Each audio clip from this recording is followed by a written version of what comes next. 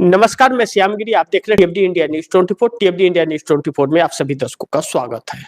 मोदी हिल गए अंदर से, भाजपा सरकार जा रही है। 42 सांसद खरमंडल कर रहे हैं, छोड़ेंगे क्या मोदी का साथ? यह तो वक्त बताएगा। लेकिन इस वक्त जो मोदी सरकार हिल गई अंदर से, पहले इस पर चर्चा कर लीजिए। यह बड़ी महत्वपूर्ण है कि मोदी सरकार हिली है अंदर से या नहीं। इस पर चर्चा करना बहुत जरूरी है, क्योंकि जिस तरह से बजरंग दल और विश्व हिंदू परिषद वाले उपद्रव मचा करके देश में रखे हुए हैं, और जिस तरह से आरएसएस का रवैया है, आरएसएस जो करना चाहता है, नरेंद्र मोदी सरकार का सह है, इस बात से तो बिल्कुल इनकार नहीं किया जा सकता। सह है यानी कि सपोर्ट है, तभी तो उन उपद्रव मचाने वाले लोगों पर कार्रवाई नहीं होती। दूसरी चीज कि मोदी सरकार अमेरिका की तरफ से भी फंसती जा रही है। टैरिफ का मामला आप दर्शकों को मालूम है, या जो भी बर्ताव किया ट्रंप ने हमारे देश के साथ, आप दर्शकों को पता है। लेकिन दूसरी तरफ जो बड़ी महत्वपूर्ण है कि ट्रंप ने 50% का टैरिफ भी लगाया, और ट्रंप के उस बयानों को आप नजरअंदाज मत कीजिए कि मैं चाहूं तो नरेंद्र मोदी की राजनीतिक कैरियर समाप्त कर दूंगा, यूं ही कोई नहीं कह देगा। और विश्व का शक्तिशाली देश का राष्ट्रपति यूं ही नहीं कह सकता जो दुनिया पर राज करता हो। जरूर उसके पास ऐसी दुखती नस है जो नरेंद्र मोदी को हिला सकता है। कभी भी जो भी जिस देश में भी जहां ट्रंप से सामना होना था, जिस कार्यक्रम में, वहां नरेंद्र मोदी नहीं गए, पीछे हट गए, जाने से इनकार कर दिया, बहाना बना दिया। लेकिन दूसरी तरफ ट्रंप के दावों पर हमारे देश का विदेश मंत्रालय भी चुप्पी साध लिया, कुछ बोला नहीं। अब ऐसे में विदेश नीति हमारी फेल है, इस बात से इनकार नहीं कर सकते। विश्व में इकलौता देश भारतवर्ष है जिसके ऊपर 50% का टैरिफ अमेरिका ने लगा रखा है। यानी कि मोदी सरकार के पास हिम्मत नहीं है जुबान खोलने की और जवाब देने की। दूसरी तरफ जो वेनेजुला का जो राष्ट्रपति को और उनकी पत्नी को अमेरिका ने उठा लिया, उससे भी मोदी सरकार हिली हुई है। कि जिस तरह क्रिश्चियंस पर हमला किया गया, उपद्रव मचाया गया, उस तरह से नरेंद्र मोदी ने भी चुप्पी साधी, कुछ नहीं बोला, तो उसके लिए भी एक नाराजगी झेलनी पड़ सकती है। इसके आगे जेफरी एप्स्टीन फाइल आप दर्शक जानते हैं अच्छी तरह से, एक भूकंप सा मचा रखा था हमारे देश में, क्योंकि कुछ महामानव लोगों के नाम आ गए थे। अब उसमें मोबाइल नंबर, नाम, एड्रेस सब कुछ आ गया, मीटिंग कितने फिक्स हुई थी सब आ गया, चैट क्या हुआ था वो यह भी आ गया, तो तस्वीर भी तो आ सकती है। जब यह सब कुछ मौजूद है तो तस्वीर भी मौजूद होगी। लेकिन उस तस्वीर को छिपाया गया है।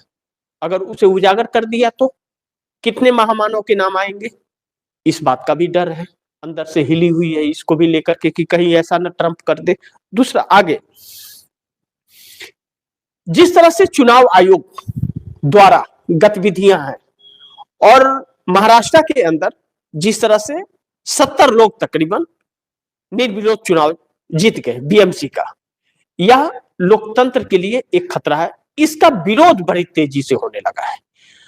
अब 70 लोग एक साथ में अगर जीत जाए तो महाराष्ट्र में 90% स्ट्राइक रेट के साथ में भाजपा ने जब सरकार बनाई 1 करोड़ फर्जी वोटों के साथ, तो उसके बाद बाकी के हर राज्यों में 90% के स्ट्राइक में चल रही है एसआईआर करा के, बिहार के अंदर, और अब पश्चिम बंगाल के लिए भी जुगाड़ हो रही है। तो एक दूसरा प्रयोग जो किया गया निर्विरोध जीतने का, कि वोटिंग ही नहीं होगी। अगर उस तरह से किया 5 करोड़ लो बैठ जाओ, वरना भगवान को प्यारे हो जाओ। तो बंगाल के अंदर भी यही नीतियां अपनाने वाली है भाजपा, जो महाराष्ट्र में अपनाए। तो इसके ऊपर अब जांच शुरू हुई है। तो सैया कोतवाल तो डर काहे का जांच हो रही है, लेकिन उस जांच का क्या कोई रिजल्ट निकलेगा? कुछ भी नहीं निकलेगा। टाइम फिक्स, जांच के नाम पर चुनाव खत्म हो जाएगा, सत्ता आ जाएगी भाजपा के बीएमसी में, और 8 सालों के बाद 9 सालों के बाद बीएमसी का चुनाव हो रहा है, जो 5 साल में होना चाहिए नहीं हुआ, करा ही नहीं भाजपा ने। अब करा रही है क्योंकि अब फार्मूला मिल गया है जीत का कि पैसे फेंक करके जीत लो, प्रत्याशियों को बैठा दो।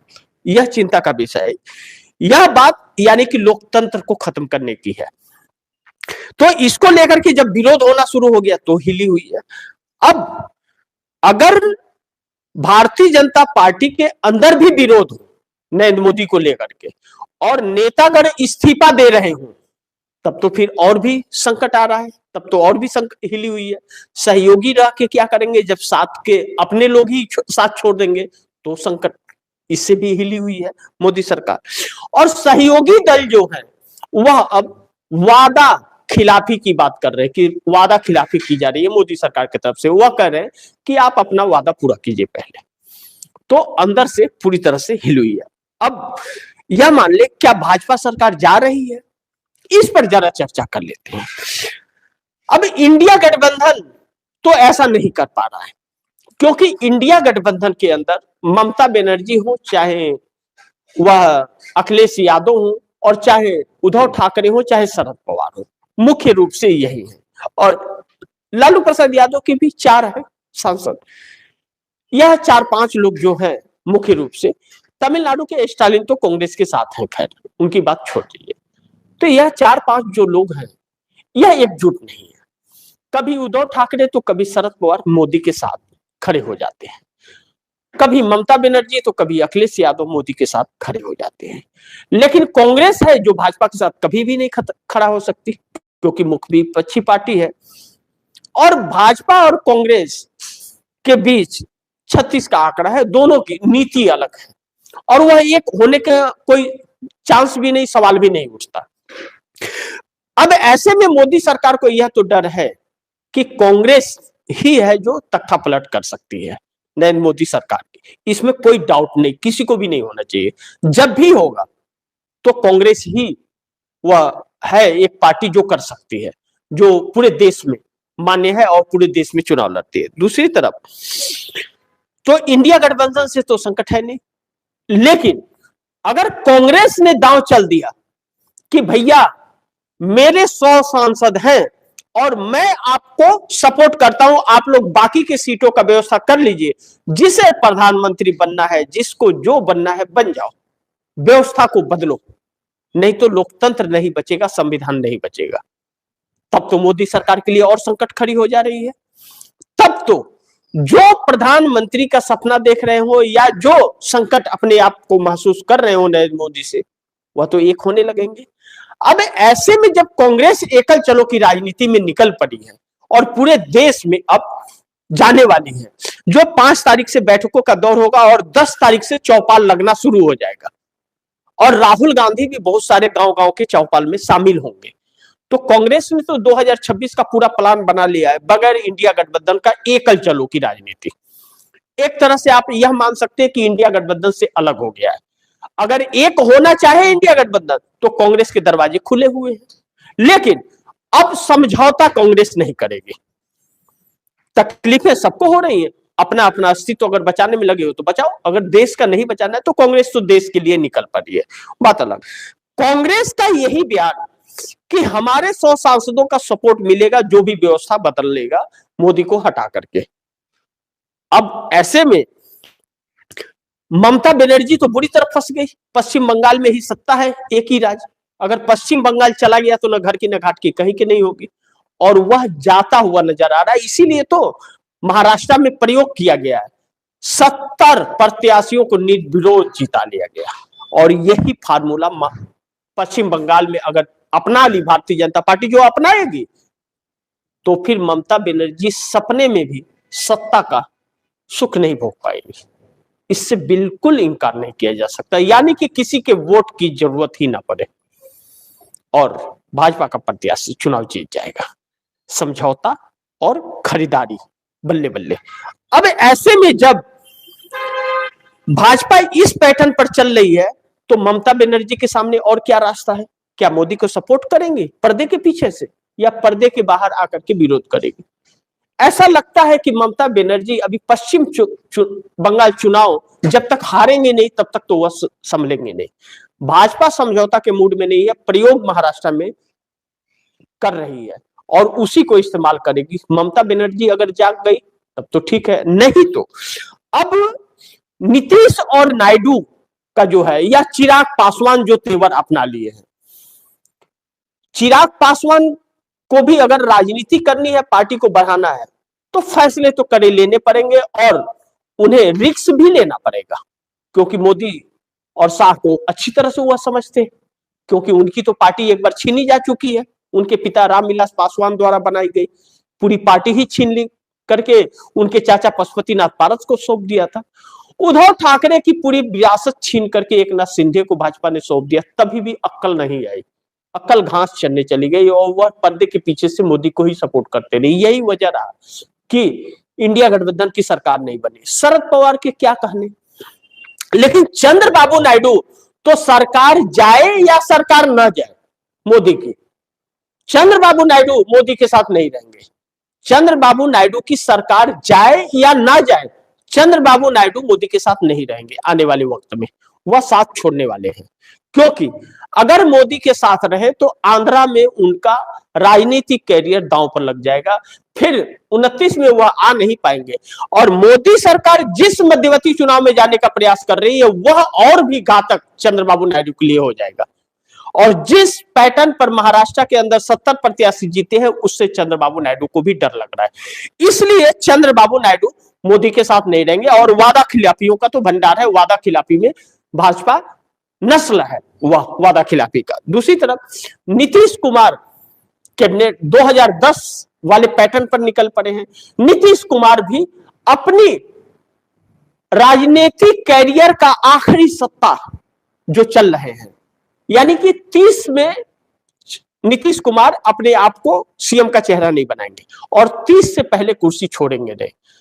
नरेंद्र मोदी सरकार, मोदी और शाह पश्चिम बंगाल चुनाव के पहले नीतीश कुमार को हटाना चाहते हैं। अब नीतीश कुमार तैयार हो चुके हैं। नीतीश कुमार की रणनीति पर जो चर्चाएं चल रही है या जो बातें निकल करके आ रही है वह यह कि नीतीश कुमार कैबिनेट बदल करके विपक्ष को ले लेंगे और भाजपा का दामन छोड़ देंगे। तकरीबन 135 से 140 सीटों का कहा जा रहा है कि जुगाड़ व्यवस्था नीतीश कुमार की हो गई। वह देखना पड़ेगा, क्योंकि 43 सीटें तकरीबन विपक्ष की हैं और 85 नीतीश कुमार की हैं, असुद्दीन ओवैसी हैं और बहुजन समाज पार्टी है, तकरीबन हो जाएगा। जीतन राम मांझी और उपेंद्र कुशवाहा साथ में है। लेकिन चिराग पासवान जो है, चिराग पासवान एक ऐसे संकट में पड़े हैं कि भारतीय जनता पार्टी वादा खिलाफी करके चिराग पासवान के सपने को तोड़ रही है।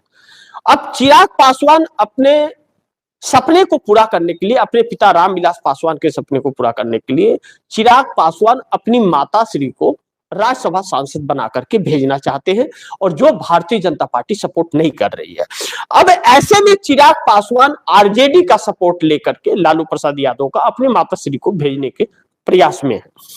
अब इसमें अगर वह सफल हो गए तो चिराग पासवान नीतीश कुमार के साथ खड़े हो जाएंगे। ऐसे में आप सोचिए, अगर नीतीश कुमार ने पहल कर दी है तो 12 सांसद नीतीश कुमार के साथ ही खड़े होंगे, मोदी के साथ नहीं। और संजय झा को नीतीश कुमार ने दरकिनार कर दिया है। दूसरी तरफ 5 सांसद जो चिराग पासवान के हैं वह नीतीश कुमार के साथ जुड़ जाएंगे। 12, 5, 17 और एक जीतन राम मांझी भी उसी पैटर्न पर, उसी राह पर निकल पड़े। बार बार कह रहे एनडीए गठबंधन छोड़ दूंगा, मैं मंत्री पद से इस्तीफा दे दूंगा। लेकिन ये लालची लोग हैं, इतनी आसान नहीं। दूसरे तरफ मंत्रालय मिलेगा तभी पहला ये मंत्रालय छोड़ेंगे लोग, तो 18 हो जाते हैं और 18 ही चंद्रबाबू नायडू के पास है, यानी कि 18 36 हो जाएंगे। 36 हो जाएंगे तो अब नवीन पटनायक उड़ीसा के जो हैं 40 यह संपर्क में है चंद्रबाबू नायडू के लगातार। लेकिन जैसे यह परिस्थितियां बनेंगी वैसे ही उत्तर प्रदेश का चुनाव भी आना है, तो फिर जयंत चौधरी चवन्नी की तरफ पलटते पलटते वह आ जाएंगे अखिलेश यादव के साथ। अनुप्रिया पटेल भी कम नहीं है, वह भी उत्तर प्रदेश की इकलौती सांसद है अपनी और पार्टी का, और वह भी मौका पाएंगे तो चट दे पहुंच जाएंगे और पहले भी समाजवादी पार्टी के साथ रही, यानी कि 42 से 43 सांसद का जुगाड़ नीतीश नायडू कर लेंगे। और ममता बनर्जी का के साथ सब कुछ ठीक रहेगा नहीं। महाराष्ट्र पैटर्न पर अगर जिस तरह बीएमसी चुनाव में 70 निर्विरोध जीत गए और भाजपा ने यह 70 जुगाड़ कर लिया, तो 70 सीटों पर तो फाइट कर ही रही है, और 70 निर्विरोध अगर ले लिया भारतीय जनता पार्टी ने पश्चिम बंगाल के अंदर, तो ममता बनर्जी का खेल खत्म। तब तो सरकार बना लेगी भारतीय जनता पार्टी, तब कोई नहीं रोक पाएगा, तो ममता बनर्जी किसी काम की नहीं रहेगी। तब ममता बनर्जी को इंडिया गठबंधन को एक करने के लिए स्वयं पहल करना पड़ेगा, क्योंकि उनके पास कोई ऑप्शन नहीं रहेगा, क्योंकि बंगाल भी हाथ से चला गया और केंद्र में फिर अगर मोदी सरकार आ गई मध्यवर्ती चुनाव के जरिए, तो ममता बनर्जी का खेल खत्म हो जाएगा। इसलिए राजनीति जिंदा रखने के लिए विकल्प के तौर पर मोदी को हटा करके मध्यवर्ती चुनाव से रोक करके और केंद्र में व्यवस्था बदलने के लिए आना पड़ेगा साथ, और फिर कांग्रेस का मोहताज होना पड़ेगा। कांग्रेस के सपोर्ट से ही सरकार बनेगी, क्योंकि 100 सांसद कांग्रेस के पास है। तब कांग्रेस के महत्व को यह लोग समझेंगे, और कांग्रेस यही समझाना चाह रही है इन लोगों को कि जब तक मोदी रहेंगे आपकी राजनीति संभव नहीं है। साम दंड भेदभाव हर परिस्थितियों में मोदी आपको सताएंगे। चुनाव आयोग निष्पक्ष रहेगा नहीं, चुनाव आयोग आपके लिए काम करेगा नहीं। हो हल्ला करते रहिए, वह अपना काम करते रहेगा। न्यायपालिका में जाते रहिए, वह तारीख पे तारीख देते रहेगा, और जब तक चुनाव खत्म हो जाएगा, जब तक फैसला आएगा, 5 साल कार्यकाल पूरा हो जाएगा। बाद में कौन देखता है फैसला क्या आया नहीं आया, क्या 5 साल सरकार जो व्यवस्था रहेगी वो बदल जाएगी? नहीं बदलेगी। अब ऐसे में 42-43 सांसद जो हैं वह अगर छोड़ देंगे, जो खुद मजबूरी में फंसे हुए हैं, तो ऐसे में भाजपा सरकार का रह पाना मुश्किल हो जाएगा। लेकिन 3 बड़ी अहम सवाल है कि मोदी शाह का वक्त खत्म हो जाएगा। इस तरह अगर हुआ तो मोदी शाह का वक्त एक तरह से खत्म हो रहा है। अगर यह परिस्थितियां बन गई है तो सरकार नहीं बच पाएगी। ऐसे में अगर नीतीश कुमार, चिराग पासवान, चाहे चंद्रबाबू नायडू या जीतन राम मांझी या उपेंद्र कुशवाहा या ममता बनर्जी की जो बातें मैंने आप दर्शकों को बताई, इस तरह से सब एक हो गए तो क्या मोदी सरकार का बचना आसान नहीं होगा, नहीं बच पाएगी। तब फिर ऐसे में 42 सांसदों के जुगाड़ में नीतीश नायडू निकल पड़े हैं, यह बात कही जा रही है। अब कांग्रेस को जरूरत नहीं है, कांग्रेस अपना निकल पड़ी है। इन लोगों को अगर अपनी राजनीति बचानी है, क्षेत्रीय दलों को, जिस तरह से क्षेत्रीय दलों को समाप्त करने भाजपा निकली है, निर्विरोध जीत ले रही, उनकी राजनीति खत्म। 5 साल घंटा हिलाते रहेंगे, हर कीर्तन करते रहेंगे, उसके बाद उस लायक बचेंगे नहीं। जो रखा रहेगा खाते में वह भी खत्म हो जाएगा, और चंदा किसी को देने नहीं देंगे, तो राजनीति खत्म हो जाएगी। ऐसे में इन लोगों को अगर अपनी राजनीति बचानी है तो इन लोगों को इन 42 सांसदों के साथ में नरेंद्र मोदी सरकार को हटाने का प्रयास करना पड़ेगा। अन्यथा नरेंद्र मोदी सरकार महाराष्ट्र बीएमसी चुनाव, पश्चिम बंगाल का चुनाव, आसाम का चुनाव ऐसे ही जीतेगी, उत्तर प्रदेश उत्तराखंड में भी ऐसे ही जीतेगी, बाद में लोकसभा का चुनाव भी ऐसे ही जीत करके चुनाव प्रक्रियाओं को समाप्त कर देगी। न संविधान को रखने की जरूरत होगी और न लोकतंत्र को। अपने ही देश के आप सभी गुलाम बन जाएंगे, इस बात से इनकार नहीं किया जा सकता। अब ऐसे में 2 अहम सवाल हैं कि भाजपा नेताओं ने नीतीश नायडू को मजबूर कर दिया, अब तो वादा निभाना पड़ेगा मोदी को। जो वादा निभाने की बात नीतीश या जीतन राम मांझी या नायडू कर रहे हैं कि वादा खिलाफी कर रही है, वादा निभाइए, तो यह मजबूर नहीं कर पाएंगे, क्योंकि यह तो अकड़ वाली है, इसे कोई फर्क नहीं पड़ता। यह जानती है कि मैं डंडा बजा करके अपना काम कर लूंगा। यह जब तक सत्ता में रहेंगे, या जरूरत पर आपको गधे को भी बाप बना लेंगे, लेकिन बाद में फिर सिंह मारने की कोशिश करेंगे। अब ऐसी परिस्थिति में नीतीश नायडू के सामने एक बार झुक जाए, ठीक है चलिए हम कोशिश करते हैं, तो जो मांग रहे हैं दे नहीं सकते, क्योंकि इनके पास कुछ है ही नहीं, पाखंड के अलावा कुछ बचा नहीं है। इसीलिए तो हिंदू मुस्लिम और यह सारी चीजें की जा रही हैं। तो ऐसे में नीतीश कुमार भरोसा नहीं कर पाएंगे अब इनके ऊपर, और चंद्रबाबू नायडू तो बिल्कुल नहीं करेंगे। और चंद्रबाबू नायडू और नीतीश नीतीश कुमार में डिफरेंस बहुत है। उनको आगे राजनीति अपने बच्चे के लिए बचा के रखनी है, अपने बेटे के लिए।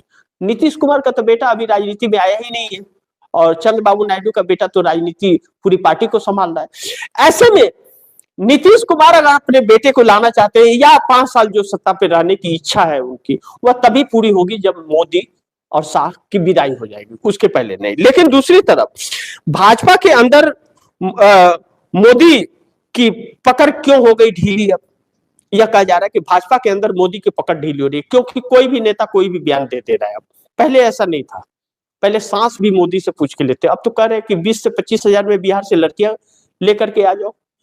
यानी कि बिहार लड़की बिकाऊ राज्य है क्या? और अगर है तो नरेंद्र मोदी के लिए बड़ी दिक्कत आने वाली है आने वाले वक्त में, क्योंकि इस बात को लेकर के बिहार में आक्रोश है और भारतीय जनता पार्टी चुप्पी साध ली है। ऐसे वक्त में चुप्पी साध लेते, कुछ बयान नहीं देते, क्योंकि यही खुद करवाती है। अब ऐसे में बिहार सोचने के लिए मजबूर हो गया, नीतीश मजबूर हो गए कि अभी तो इसका सीएम भी नहीं बना, अभी तो गृह मंत्रालय आया है, तो या 20-25 हजार में बिहार के लड़कियों को सप्लाई करने की बात कर रहे हैं। अगर क्या नाम है कि इनका मुख्यमंत्री हो गया तो क्या हो गया, बिहार का क्या हाल होगा? तो फिर नीतीश कुमार सोचने के लिए मजबूर हो गए। आगे देखते हैं क्या होता है, जो भी होगा खबरें आप दर्शकों तक पहुंचाते रहूंगा। लेकिन आप दर्शकों की क्या राय है, क्या सुझाव है, कमेंट बॉक्स में जरूर दीजिएगा। इस खबर को ज्यादा से ज्यादा शेयर कीजिए, अपने दोस्तों को भी कहिए आगे शेयर करें। आपने अगर चैनल को सब्सक्राइब नहीं किया, सब्सक्राइब कर लीजिए, अपने दोस्तों को भी कहिएगा चैनल को सब्सक्राइब करें।